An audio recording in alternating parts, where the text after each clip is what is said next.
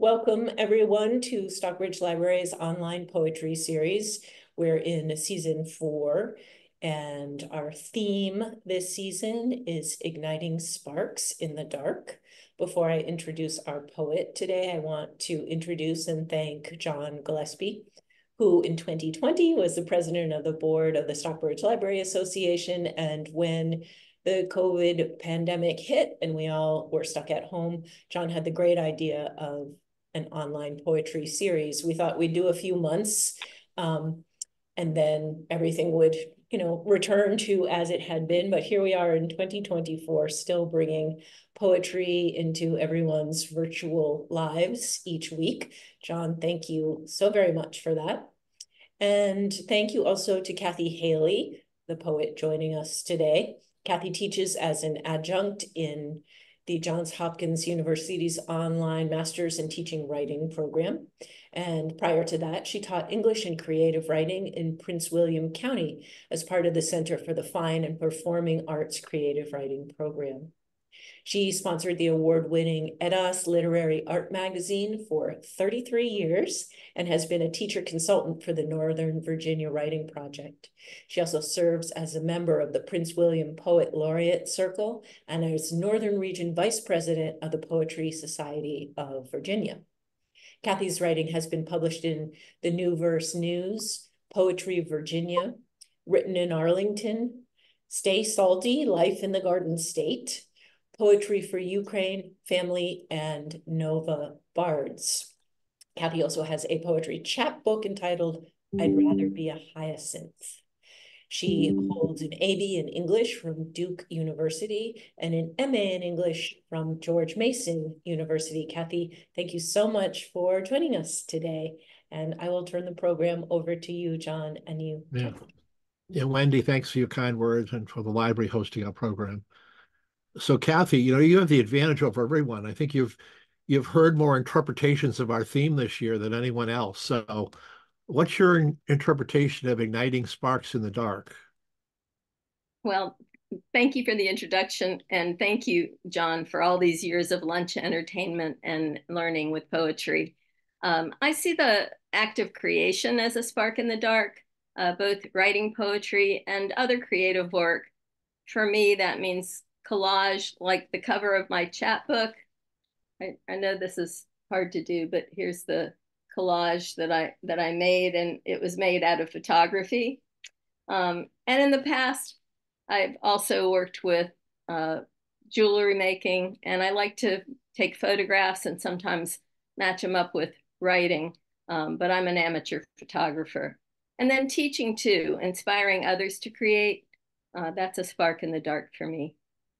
But I've also created some categories with the poetry I'll share today. And so we can start with, for example, finding sparks in nature and art, in noticing the details, not taking anything for granted, sparks in bringing things out of hiding. Liskin brought up something similar a couple of weeks ago, the dark being what's not understood. And I see it as also the unknown and forgotten. And also keeping people alive, that's become an obsession of mine since losing my daughter. Yeah, no, thank you. That's great. That's great. A lot of different avenues to pursue and encourage you. Yeah, nice. So do you want to dive in and? Sure. I thought I'd start with Alexandra's chapbook, Intrastate Lines. And I appreciate your letting me include her work in my reading as well. This is a collection that she left as a whole chapbook manuscript before she died, and it was published by Finishing Line Press this year.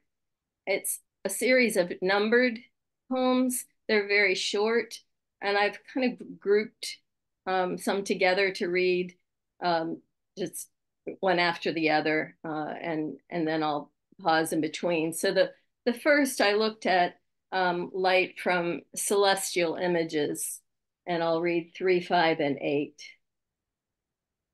So 3, 5, and 8 are just the numbers of Right. the order of the poems, or are they actually, there's a poem called number 3?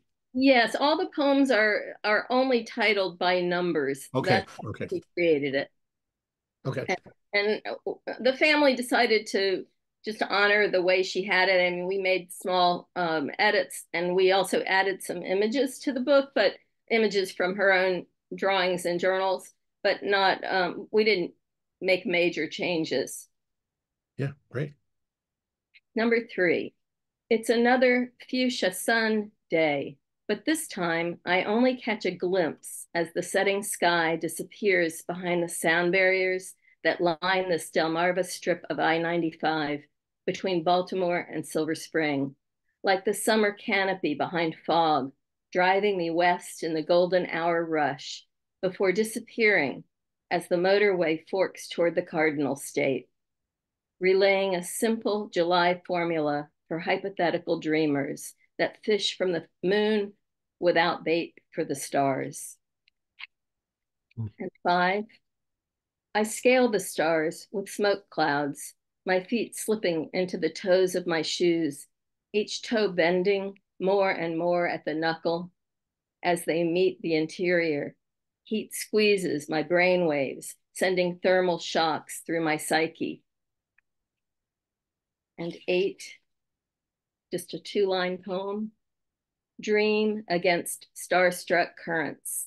The moon awaits your embrace. And I'll just show you the image on that poem. Wow, very nice. Thank you. And then light through art. Also, Alexandra was obsessed with Vincent van Gogh and also the letters that Van Gogh wrote to his brother Theo. And number 7 is about irises, Saint Remy, May 1890, a painting that many of you have seen before. Prussian blue petals wave and reach, ranging in hues to pure carmine, whose verdant stacks disappear like a thunderstorm into the wet, depths of golden vases that stand against a gleaming room, walled in striking lemon yellow.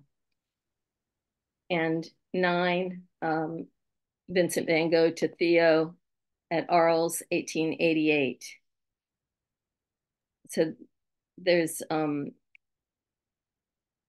guess, images from not just artwork, but also the letters. Bear in mind, no mortal poisonous zinc white without mercy to paint them a garden of olives, red earth, crimson trunks, sky, lemon yellow, faces the blade, orchids again. Mm. And then 2 more from this chapbook, number 11 and 16 are finding light in nature, in the surroundings. 11, at West Shore and Beechwood, not a single beech tree fertilizes flourishing branches of dainty nuts, but the pileated woodpecker laughs in hysterics from the tipped top of the crabapple tree as lily pads tread by the shore of its shadow. And I smile, thinking, this will be the day. Big orange ball sinking in the water, sweet breeze kissing my bare feet. And the big orange ball line is from Kenny Chesney. Yeah. Number 16, I hope you see the sunrise, and I hope you look right into its climbing fire, because there's a chunk of morning when that's more than okay. I hope you take advantage of the moment, stop to sit on the fence and watch houses paint watercolor portraits across the pond's surface. And I hope you always catch a glimpse of the cattails blooming like white linen in autumn when the moment presents itself. So that's a Very take. nice. Thanks for sharing that. I know it's extremely personal and meaningful to you. So, Thank you. It's definitely, just having that out in the world is a spark in the dark for me. And, I, it was easy in a sense because she'd completed the manuscript, but I know she'd be happy that it finally got out there and that others are reading her work. So let me ask you this. I know because I'm for the people there, I'm not, I've written a few poems, but it's not my livelihood. I think numbers and beer and poetry are my things I do. I know Sue's laughing. Yeah, yeah. Well, so I'll tell you about yeah, there'll be a beer show next year. So what does it mean? It maybe doesn't mean anything, when a poem really doesn't have a title. I mean, does it mean anything, or is it just economical that you don't want to mash it up with a title? You just want it to be what it is.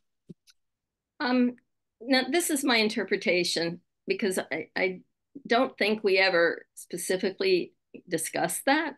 But in this case, I think it's more of a feeling that these are a series that you need to move from one to the next, that they read better if you read all of them, or at least a group of them, than if you single them out as a single poem.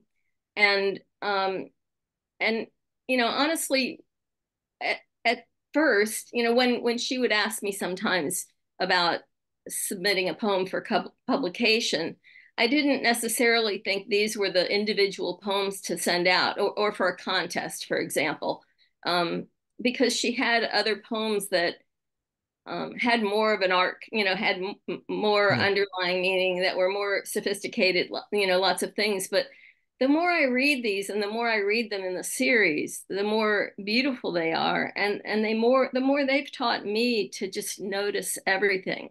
And for me, that's been a spark in the dark of losing her, and just paying more attention. I've I've also written haiku with that in mind, that paying attention and Yeah. grasping at the detailed image. But I didn't bring those to read today. Kind of the same reason I think that these untitled poems, like haiku, are untitled. They're they're meant to be savored, but it's harder to like send one haiku out or one small poem out, to be selected in a contest. Does that make sense? Yeah. Yeah. Now I'm just wondering, just for those there, we're approaching show number 150 on June 26th.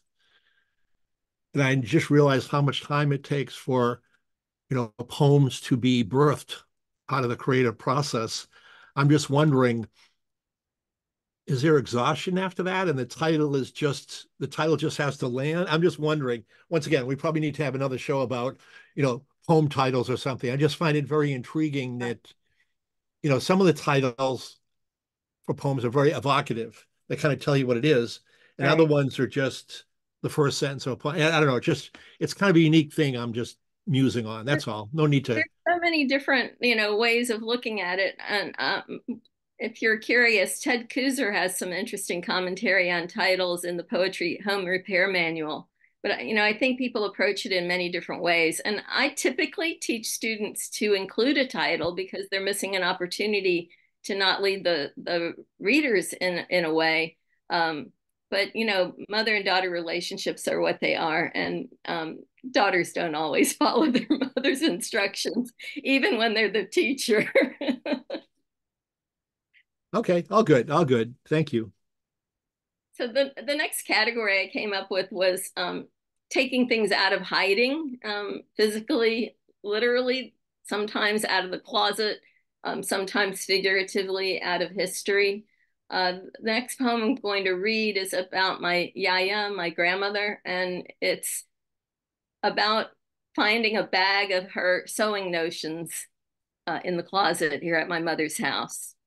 And it's titled Gathering Notions. A grandmother's spirit tied up in a bag of tangled sewing notions, towering spools of thread, cones of pink, a daughter's favorite, brittle now, shredded and frayed, zippers, yellow, orange, green, colors of another era, zipped closed, bias seam tape, stretched in curves, making its way around circle hems, asymmetrical facings, yellow rick-rack in an unopened package, zigzags calling out to decorate textile art or fashion, drawing descendants to her kitchen, whirring sounds whispered by her black and gold singer, her daughter's favorite plaid skirt, a Campbell dress tartan, each parallel line matching at the seams, a spectacle of aunts and cousins, yellow floral dresses, flashing style across the boardwalk at Point Pleasant Beach. Alterations with a sister, a new sleeve from the hem for a wedding gown worn 27 years apart by daughter and granddaughter. Passions passed through families, notions and threads of inheritance, stitches of love, tethering lives. Hmm. Very nice. That wedding dress was worn by my mother in the 50s and then me in the 80s. Wow. And I have another one about my grandmother that's also sort of about bringing something out of hiding, but it's more in terms of history, family history. I, as Harry knows, and you know, and many of you know that I'm from a Greek heritage, but I didn't find out until I was in my 20s that where most of my relatives lived was not really in Greece. It was in Asia Minor, where was a flourishing culture of Greeks and Turks and Armenians, etc. So this is a poem that started with a prompt about a clothesline and ended up being, I guess, my favorite poem that I've written that incorporates that heritage. And it was written, like you said, John, sometimes over a long period of time. This is one of those that evolved across continents. Standing on the gray wooden back porch, just outside her kitchen door, she bends to pull a wet undershirt from a frayed wicker basket, clipping one sleeve, then the other to the line with old-fashioned clothespins, the ones little girls decorate to make dolls, drawing faces on knobs, adding gingham for dresses, yarn for hair. She pushes the line out, the rusted pulley screeching to make room for another wet garment. Routinely, she performs her chore, gazing out into the backyard, eyeing pears on the tallest tree, wondering when the fruit will ripen for picking. She'll wrap each treasured pear in a page of newspaper to place in the Frigidaire in the cellar for weeks ahead. One clothespin after another connects her family's wash to the line, reaching a syncopated rhythm of screeches and slides, followed by a beat of silence before she pushes the line out again, extending hanging clothes like party decorations across the yard to the back fence where grapevines climb, large leaves protecting clusters of round green grapes with hints of pink. She repeats the ritual with pride, perhaps remembering an idyllic childhood in the ancient world when she clipped a line of pants her father dyed, dripping blue into the soil, the blue of the Aegean, the blue of the Greek flag, each drop beating up, then bleeding through the Asia Minor soil of her youth, before the population exchange, before living as a refugee in Chios, before crossing the ocean in steerage to reach a land of prosperity and promise, before fathers, uncles, husbands marched to their deaths, before aunts and sisters rubbed faces with ash and dirt, a disguise to avoid atrocities performed by men, to escape an enemy, once a friend, who shared a sun-soaked countryside where sheep and goats grazed beside stone houses that faced a harbor filled with pastel fishing boats, surrounded by white pebbled beaches where grapevines crisscrossed hillsides, providing sweet fruit and dry wine for shared meals and celebrations. She returns to the wooden porch, her reverie interrupted as she removes the last garment she clipped to the line, folds it with neat creases, places it in the wicker basket.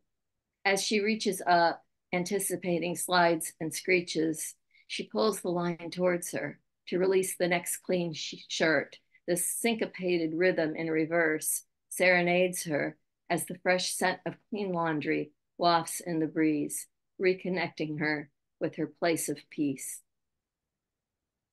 Wow. National Geographic travelogue. Yeah. Yeah. I have been to Greece, but unfortunately, I have not yet been to Asia Minor, but I am determined to go, well, to Turkey, to the coast of Yeah. Turkey. No, very, very compelling, very descriptive. Thank you. And then I mentioned writing to keep my daughter alive, spending time in her world and trying to understand what she experiences comforting, um, even if it is filled with grief.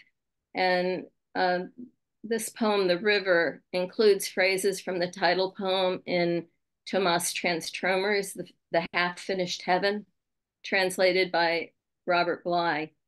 The lines are, even the ghosts take a drink, and water glitters between the trees. The River.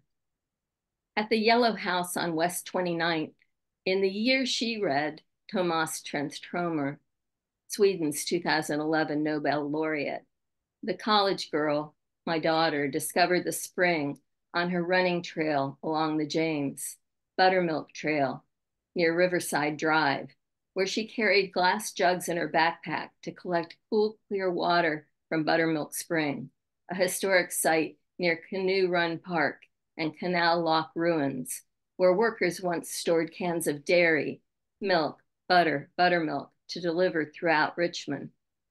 Images as fresh as spring water populated Transtromer's poems. Images as fresh as fish pulled from the James, as fresh as the great blue heron standing statuesque, sometimes in a twisted yoga pose on shore, until the moment of flight, soaring low over mirrored water, darting up to tree canopy. River creatures comforted the college girl by reminding her of home beside a reservoir, the dammed up Occoquan River. Transtromer's poems consoled her at a time when a concussion challenged intellect but sparked creativity, a painting frenzy until the walls of the Yellow House were covered in art. I never joined her on this river run, but today I trace her steps, imagine the rush of spring water, the sound of life crashing out from a natural tap, taste the refreshing snap of her spirit as I swallow. Once, Transtromer found his way into my writer-daughter's poem, but she revised him away. Each time I read the new version, I missed him there. Perhaps it was the reversal, a daughter introducing her mother teacher to a new poet. I wanted to honor him, to remember him inside a poem, to recall what she'd given me, the half-finished heaven. So I wrote my own poem, beginning at the same Yellow House, where she lived only 1 year. Now, more than 5 years have passed since she joined Transtromer, where even the ghosts take a drink, where water glitters between the trees, and I see them together through the window of the river. Woo! Yeah. Thanks. Wow. Thank you. And there's one more in this category that I've revised more recently, and it actually came from a spark out of nowhere. Two of her friends reached out to me and told me about their experience. And so this title is Her Friends Reach Out for Taylor and Kevin. At the Buku Music and Arts Festival in New Orleans, they met a young woman alone among spectators who flitted through the captivated crowd as if they didn't exist, becoming backdrop or mirage. They followed her the way a child might chase a fairy, a little star blown from a dandelion, most flying in the same direction, but one separating itself from the pack. They meandered around as British indie rock band Glass Animals performed Heat Waves from their newest album, Dreamland, singing, "Sometimes all I think about is you." She enchanted them with her exuberance, bright, shimmering smile, luminous eyes, magnetizing them so they couldn't let go. It felt so good and also so familiar, they told me, flashing back to shared music festivals in the past. When she moved on to another stage, they looked at each other with recognition, their experience otherworldly, the young woman ethereal, exuding the spirit of a soul they missed, a soul they loved. Where did she go next? What music called out to her? Closey, Closey and Rez, Baby Keem, or did she go through the looking glass following Alice in Wonderland, born Alexandra, known for forever? And it will feel like forever until it doesn't. And run, I need you another way. Transformative fantasy within our reality. That she picked that city, that music venue, does not surprise me. It was the birthplace of jazz, the city where she was conceived, serenaded by Jazz Fest's eclectic music, jazz from Astral Project, rock from Los Lobos, folk guitar from the Indigo Girls. The less I seek my source for some definitive, the closer I am to find. Different music, similar vibe. Life-changing illumination, like the stars from a dandelion moon and its fiery sun. Very nice. Very nice. So, Mm-hmm. Cathy, we're at the point, because you've been on so many programs, Mm-hmm. we have a little break at the top of the hour for people to provide comments or ask Cathy questions. So just unmute yourself.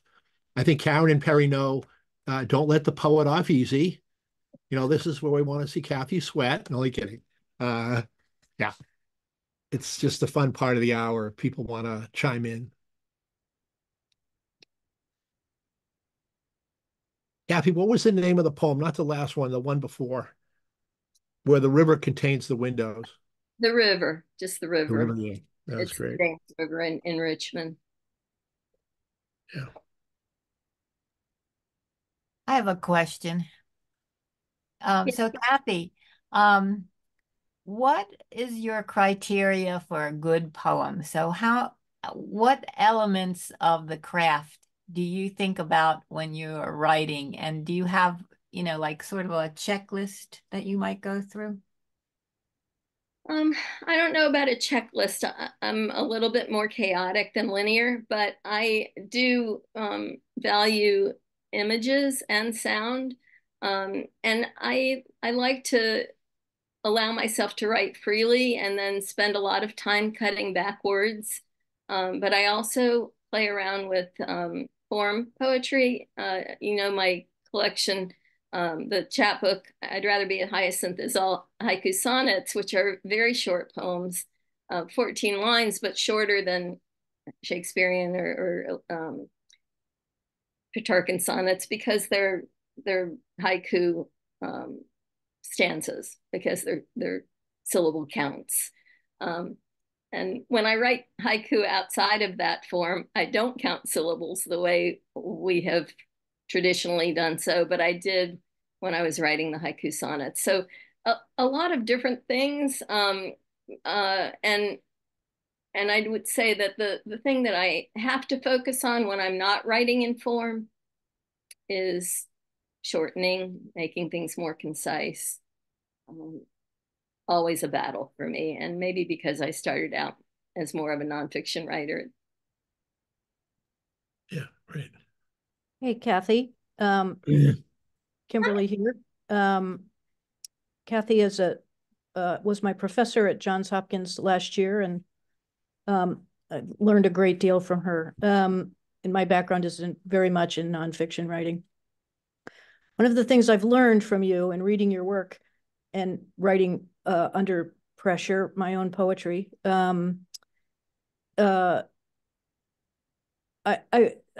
struggling a little bit with how to word this, but when so much of your work touches on, kind of the biggest themes, these are big themes, and you have this way of bringing them down, talking about nature or talking through your daughter's eyes or whatever, to quite manageable moments, which I think is why it works so well. But I wonder about something when you're troubled by something that's going on topically, like the political situation or the environment or whatever, does it ever drive you to revisit poems? Like I was struck on one of those where you were, you're very much talking about nature in it, and you do that often. Like when your mood changes about the state of how we're treating nature, do you revisit earlier work and make it darker or brighter? Or once a poem is done, it's done, and then you write a new one? Does that make any sense as a question? Yeah, it does. I feel like when I'm moved by things in the news that are dark, I sometimes go to poetry, but sometimes like I just stop myself because I can only do it so much before it's too difficult.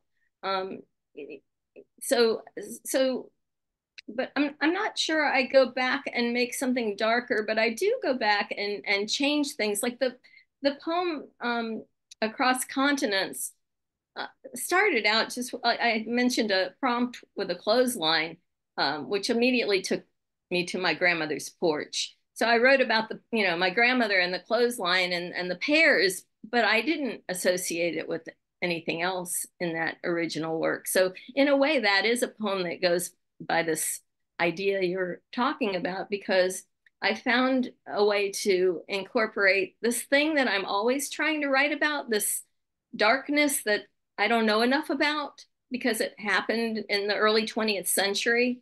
And I've written about it directly before, but I feel like it always sounds too political. And this way, I've found a way to include the political, I guess, but also make it personal because it's all within this reverie that my grandmother is having while she's on the porch. Does that? Yeah, that's a great answer, because I do think when I read your work, I often think of, the kind of painting where, someone who paints in oils, how they go back, they go back and revisit. Excuse me, my phone has decided to ring right there. So that's how I think of your work. And I wonder, I feel like I do that, but it's more when a poem is really important to me personally than if it started with something outside of me. right. That, Yeah, that's a great answer. Thank you. It so wasn't a very coherent question, but it was a coherent answer. thank you. So thanks. That is such a great poem, Cathy. That laundry poem is such a great poem. Thank you, Perry. Really good. Did you ever go to Chios? I haven't yet. My brother and my mother did that whole Chios and the coast of Turkey tour. Yeah. I've only been to Athens, Santorini, and Crete, so I have to do Okay. something Okay. about that soon. Yeah. Chios is beautiful. It's right next to Turkey, as you know. My mother, I think I told you this, but was born on the tiny island next to Chios. You can only get there by ferry, like an hour by ferry. Hmm. It's really, really nice. But anyway, Wonderful. beautiful poem. Thank you. It reminded me of Richard Wilbur. You know that poem, "Oh, let there be nothing on earth but laundry." Oh, It's a I'll great, have it's to Here a we go back great, go. great, and look. it's a great poem. Thank you.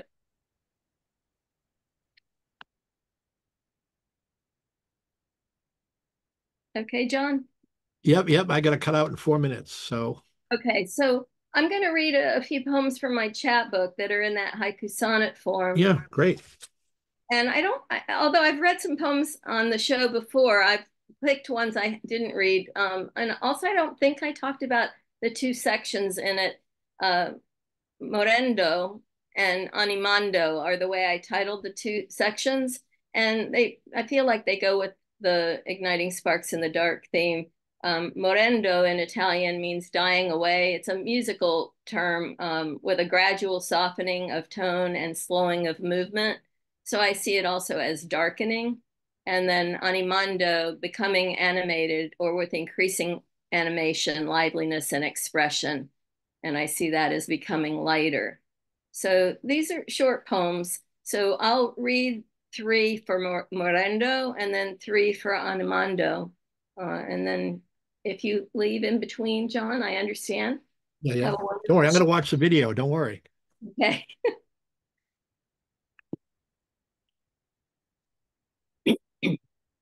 Sticks up.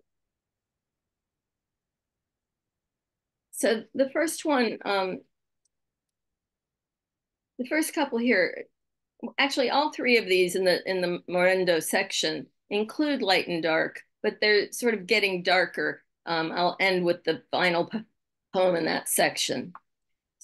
Circling Back is about my son and a little about my daughter.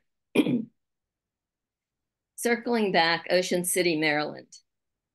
Distorted magic, funhouse carnival mirrors, Wurlitzer music, draw him to Trimper's historical carousel, summer fairy tales where carved creatures dwell, turquoise sea serpents, curled tails, bearing tongue and teeth, stately ribboned steeds, cascading rose wreaths in fixed canter leads, creatures his sister cherished, ride shared before she perished. And then the next one is titled Chiaroscuro, which in itself is an Italian word also, incorporating chiaro meaning light and oscuro meaning dark. And this is a poem based on a ballet. Some of the poems in this chapbook are from the Moscow Festival of Ballet. They're ekphrastic poems based on dance. Excuse me. I'm going to leave before you.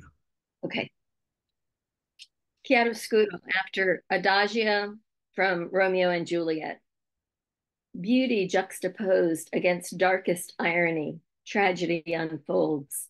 From her balcony, she dreamed of his sweet embrace, dancers mirroring, leaps and turns with grace, despite families feuding with harsh resentment. In tunic and tights, romantic movement through darkest nights, sharing dominance in love as spirits ascend above.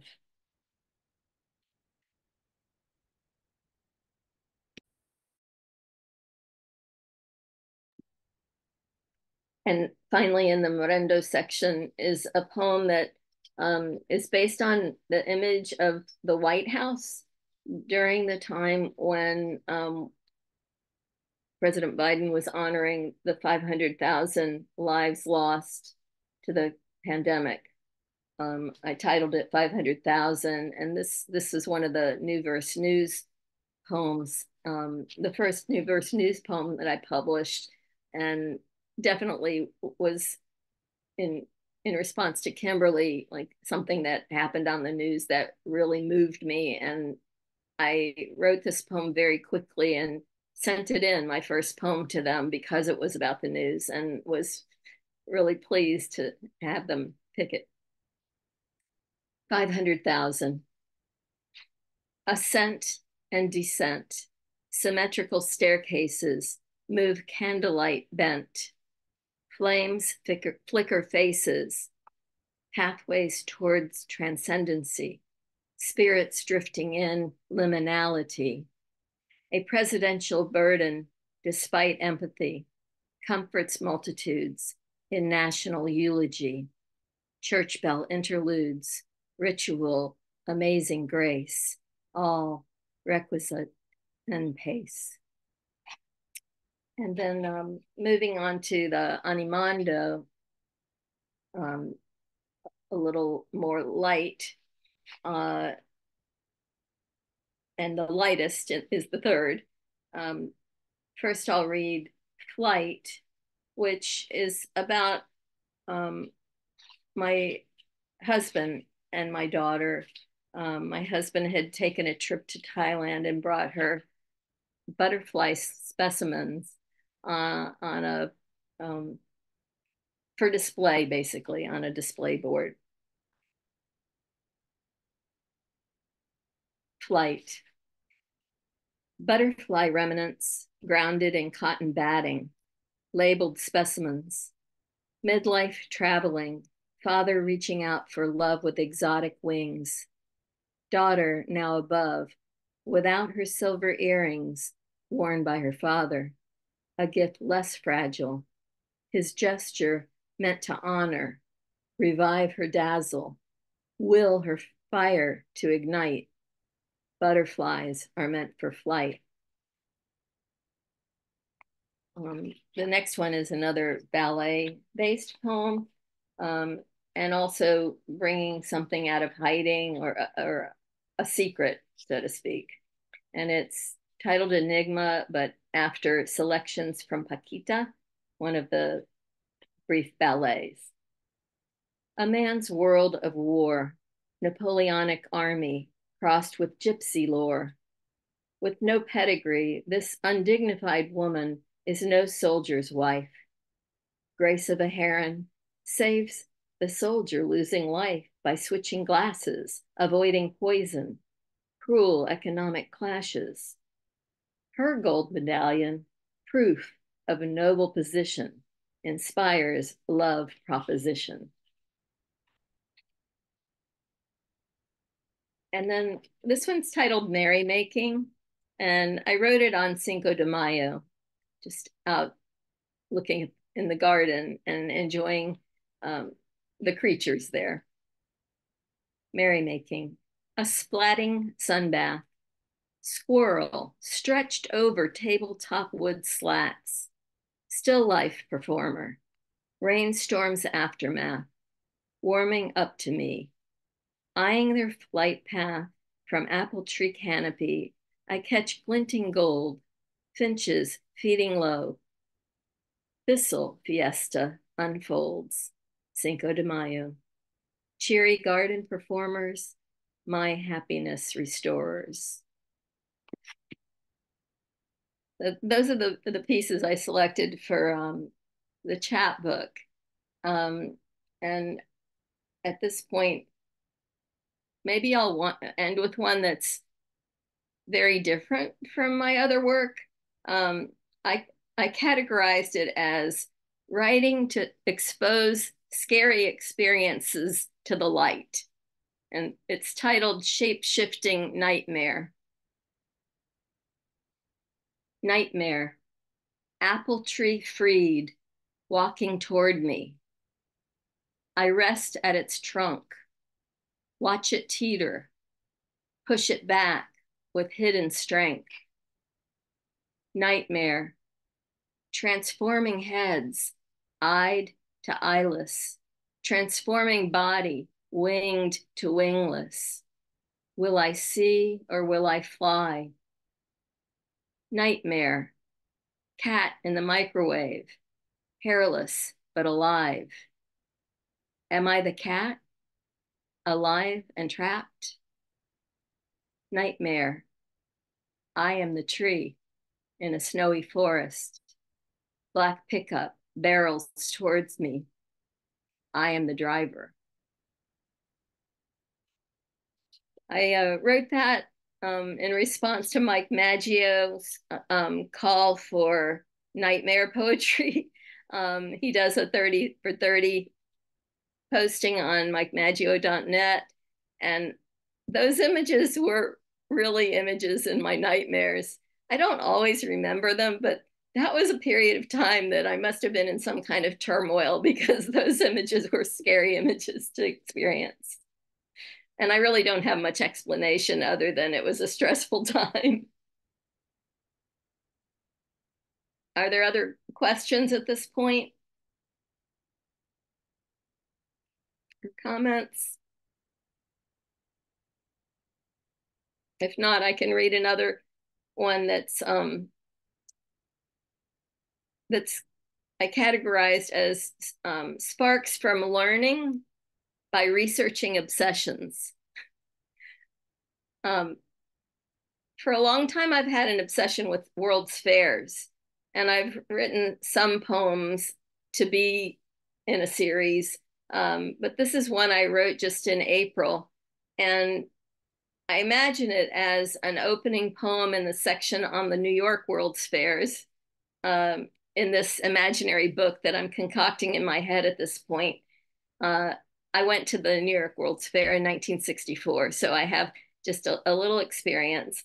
But this, like I said, is from, having an obsession and then trying to find out more. And all of what I learned here, I learned new in researching for this poem. Rising from ashes. In the beginning was a glacial lake where ice melted, a salt marsh emerged, acres of coastal wetlands, a river running through, flowing to the sea. A landfill, a trash heap followed as sanitation workers filled barrels with ash residue collected from Brooklyn, homes heated and lit by coal.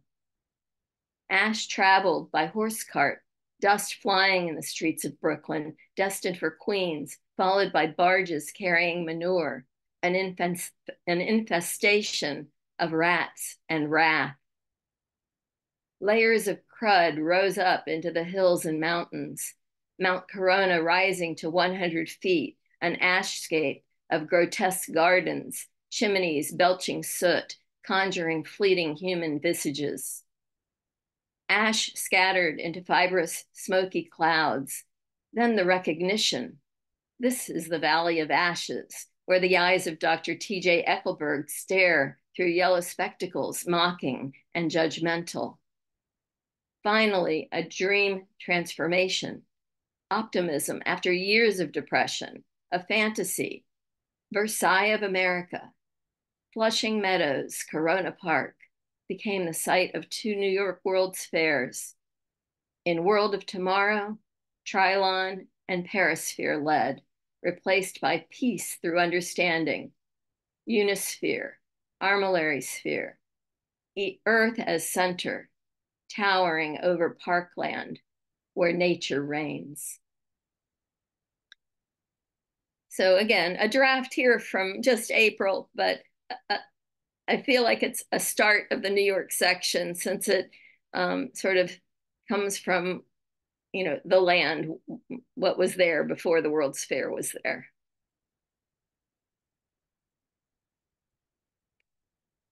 So I'm looking at the time as 1:20, and so you all tell me if you have questions. I didn't look in the chat, maybe I should. I would say just read more. Read more. That's just me. Okay, I can How do that. about how about Romance Remembered from the Hyacinth book? You want me to read that? I'd be happy to. Karen likes that one too, I think. This one's about my mom.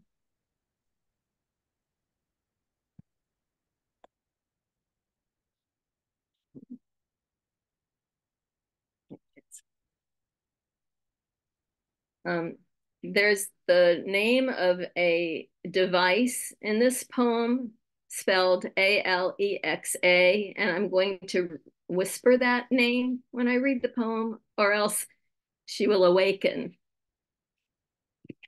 Romance Remembered.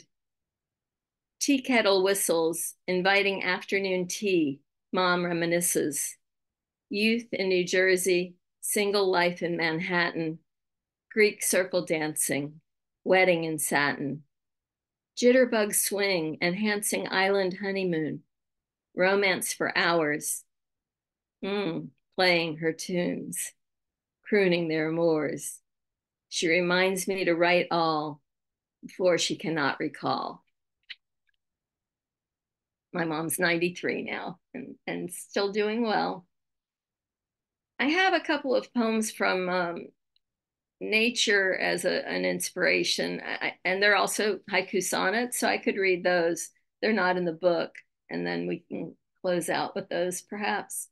One is from a painting that was on the Radolic-Frastic Challenge. I don't have the painting title with me right now, but it was from February of 2023 if you wanted to look it up. Tilting into spring.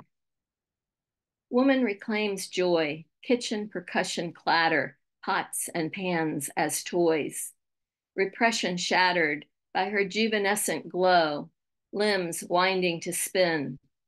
Wearing floral crown, wax flowers woven in green, grace of baby's breath. Dances toes to locks, searching within her soul's depth, vernal equinox. Noon tilt, sun and earth aligned, vitality intertwined. and then one for winter called Wintertime, inspired by nature.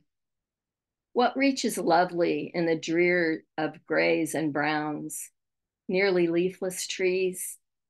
It's the forest ground, variations in terrain, sign curve drawn in mud, creek named Rattlesnake, in flux from drought to flash flood, cool, rusty, opaque. Lit windows shimmer double-decker Amtrak train blurring through timber, illuminates winter gloam, unseen in spring's green biome. Thank you all. And I think if anybody has a comment or two, we have just about 6 minutes, and somebody from Stockbridge will come in to do the closing. But I know John's not here now, but I just want to thank John so much for what he's given all of us with this program. I have been attending many times, the benefit of being semi-retired or working from home on many different things that are not official jobs. But it's just a delight to spend an hour on poetry on Wednesdays, and I try to go as often as I can. You can see the recordings for several years of Wednesdays. There is a break during the summer, July and August, but we still have a few, 2 or 3 more Wednesdays in June. Any comments or questions that anybody wants to voice? All right. Can I ask maybe I don't know if this is too personal, don't answer, Cathy, but writing with your daughter, how did that go? I mean, did she ask you stuff? Did she show you stuff? I have a daughter and she's a good writer. She never showed me one damn thing. So, So so we had an unusual situation because first of all, Alexandra went to the Northern Virginia Writing Project summer camp from the time she was a rising 5th grader until she graduated from high school, and then continued to work there. So we were involved in a writing activity where I wasn't in charge of her, but I was part of it. And also I taught her in the Center for Fine and Performing Arts at Woodbridge High School, 4 years of creative writing. Well, actually 3 years. She had another teacher freshman year, and then I had her for 3 years. Oh, actually, I had her freshman year for publications. Anyway, I taught her 4 years. I'm just rethinking it in my head. She was in your class. Yes, she was. And Wow. and I also taught my son Neil. So that's different. First of all, I want to say that I would not have taught her in any other subject but creative writing, because we'd have butted heads constantly. But in creative writing, because it's more about inspiring individual growth than it is about meeting a standard and grades, it worked really well. And, I don't regret it. And I know from teaching people for 4 years, including Mac, who's on the call, and I'm not sure, maybe somebody else, but teaching people 4 years is amazing because of the amount of growth that they experience, Yeah, and also that yeah. you get to witness. I was just listening to a book on Audible about hidden potential by Adam Grant, and he talks about the Finland school system. I had read about the Finland school system before, but that concept of looping, they did a lot of it. We do it sometimes with 2 grades. A teacher moves up with the kids, but they were doing it for the entirety of elementary school sometimes. So, you eliminate a lot of getting started, and so it can be more productive that way. I believe in it because I really saw the progress. That's interesting. Yeah. Huh. And Alexandra did show me work, but not early work necessarily. She showed it to me when she was, ready to do something with it. I mean, she did give it to me for editing sometimes, but it was really about editing, not revision. Mm-hmm. So I have a Great. question. Yeah. So, what do you think is the key difference between teaching high school students versus teaching adults? Because I know you have experience in both. Right. Well, Um, first, I don't think the difference is in the material or the prompts, for example. I mean, I think that um, a lot of prompts I've used K through university, and they work differently, of course, with young children or adults. Um, I think it's just more in the maybe the seriousness of how people take the task, but I also try to combat that a little bit because I think play is a really important part of writing and learning. And so whether I'm teaching young people or adults or teachers, for example, I'm trying to give them the experience that they can share with students. So not that much difference. And I like to really um, have students reflect on their work. And of course, that gets more sophisticated with older students. So you get more insight into what they're trying to do with their work at that age. But if you start kids young doing that, they get really good at it over time.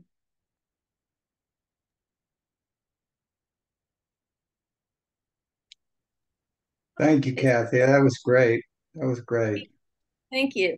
Thanks Um, for sharing. is Yeah. Stockbridge on right now? Is the representative from Stockbridge I on the think I call? just saw something in the chat that said she was getting ready to cut out. Okay. Did anybody else see that? So I think usually they stop the video. Um, I'm sorry, not the video, but the recording. But let's just say thank you, all of you, for your attention to my work and for listening to Alexandra's. It's been a pleasure having so many people I know in the audience, and the questions were great as well. Thank you. See you, Thanks, everyone. Cathy. Thank you so much.